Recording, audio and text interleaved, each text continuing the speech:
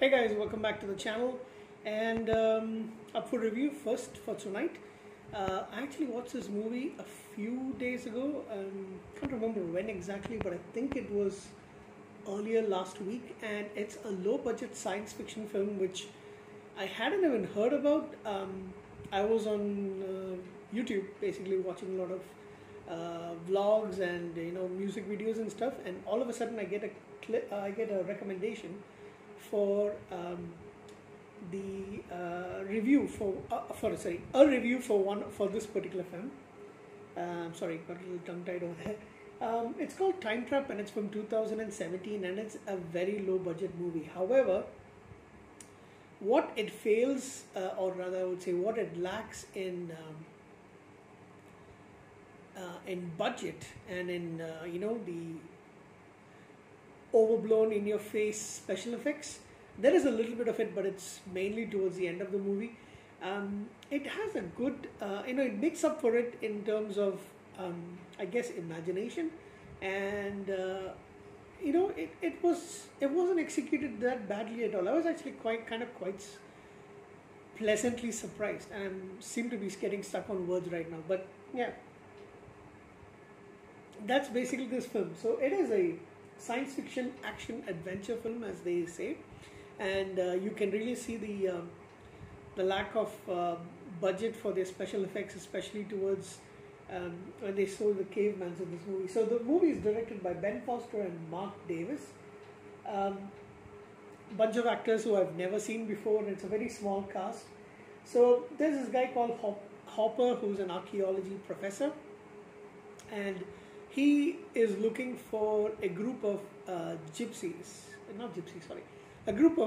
duo of hippies who disappeared in the late 70s, and he thinks he's finally found where they disappeared off to. It is a kind of like in the wilderness. There is this cave that he finds, and there are three entrances to the cave. One that goes underground, one which is on the side of a cliff, and one more that is very similar to the second one. So he alerts his two teaching assistants, gets equipment for a day, has got his dog with him, and even though they want to join him, he tells them not this time. He will try to come back in a couple of days, and he will see if he can take them along. But he thinks he's actually found it. So the real reason for him looking for these mysterious disappearance of the two hippies is that they were his father and mother, and he had a younger sister as well. So his younger sister was actually ill. I think she was ill with cancer or something else that's terminal, and they were looking for the fabled myth of the Fountain of Youth. So they actually found it. That's the premise. So he finds the van that his parents actually had, and he finds it, and he locates it. He tries to go inside. He sees a cowboy that is paused in place in a tunnel, and then that's actually when he goes and gets the equipment from his students, his graduate students Taylor and Jackie, and he doesn't want to take them along because he thinks it could be dangerous. He doesn't turn up. Several days later, these two students, Taylor and Jackie, join with their friend Kara and Kara's younger sister Weaves, and Weaves is around 13 or 14 years old, and her best friend Furby, who's a boy. So it's the five of them. They go looking for the campsite, looking for Hopper. They find his vehicle, and then they find one of the entrances to the cave. So they don't find the one that Hopper was in. Hopper took, but they find another entrance. They go in. Furby's a little bit scared, so he stays behind. The rest of them go down, and basically what happens inside this cave is it slows down time. So there is not like a shield, but a particular separation of time inside the space and time in the rest of the world, and when they pass through, they can access, which is why he saw the Hopper saw the cowboy pass through time. When he passes through the barrier, the movement is pretty much the same. So a second inside the cave it can be a day that passes outside. Quite a few things happen. Furby is killed when he tries to look for them, and then there are these cavemen who have been there. So these cavemen have been frozen in time because they've been there for they've been there for like thousands of years. They keep getting rejuvenated. There's this cowboy. There's the two hippies, the parents of Hopper, but they are stuck in a particular point along, and they can't save them. So a lot of things happen in leading into it. I'm not going to go through all of that, but in the end, while the kids they finally discover through the video of Furby. Furby's a vlogger, so they see his camera, and they realize that a lot of time had actually passed, even though it's only been a couple of hours inside.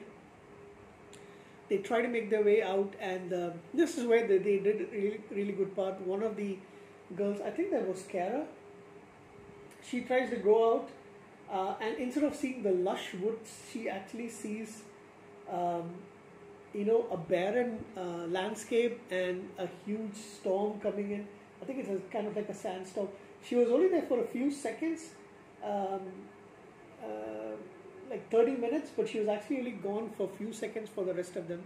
And when she comes back, she tells them this is how they actually try to find out, and they can see through the video footage on Furby's camera that the time keeps changing very quickly outside.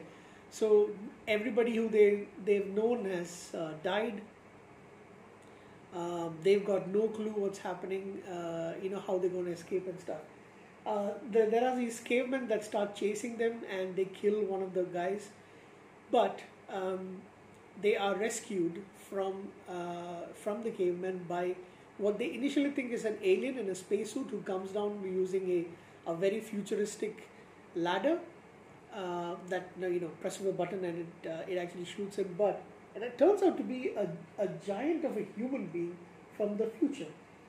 So I'm going to read this part out. It's a futuristic humanoid spaceman descending, and he shows them the fountain of youth where what is his name? Taylor is it Taylor?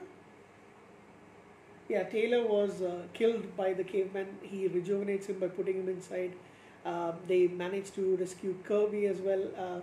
One of the girls was also, I think Jackie was injured, and she was also she was able to dip into the waters, and her injury was healed completely. So when the spaceman actually gets killed, the futuristic humanoid, he gets it, but there seems to be it, and he can't seem to speak English. He seems to be speaking another language altogether, which nothing that I have ever heard before, and none of the kids can actually understand what he's saying.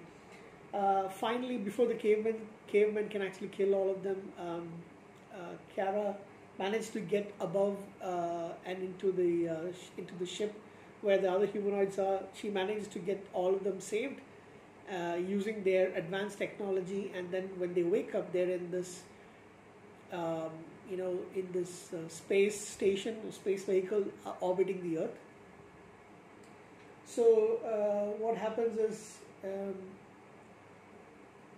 she says there's actually a portal in which the survivors of humanity, once things started going really bad on Earth in terms of the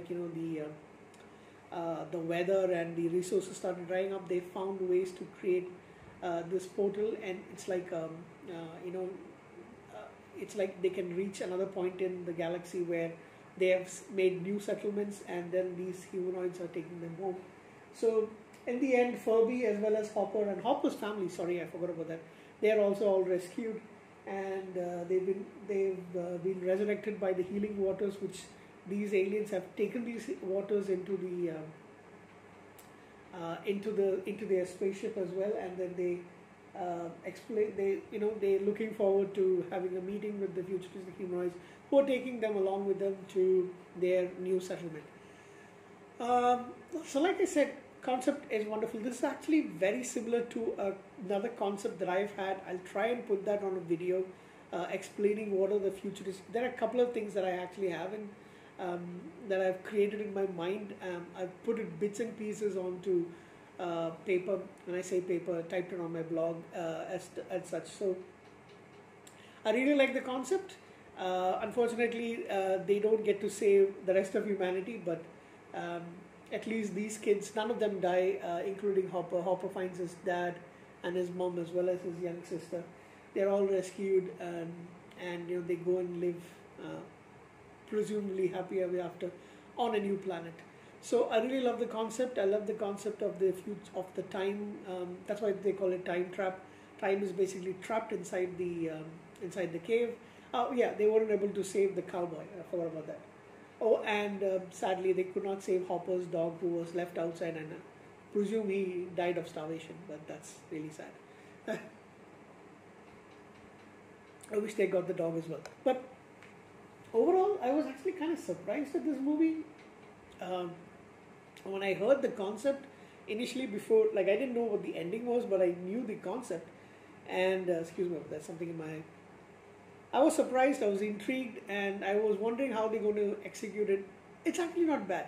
You can make out it's a very, very low budget movie throughout the film, even when you see the cavemen, but the scientific advancements part, the alien as well, the futuristic humanoid, and their spaceship, and those grappler things that come and rescue all of these guys, their ladder, all that was actually done pretty well.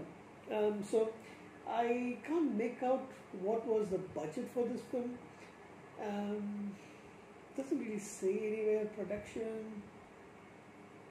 So apparently one of the co-directors, he said his inspiration was Indiana Jones and the Goonies, kind of. Even The Descent, but maybe they added the science fiction elements to it.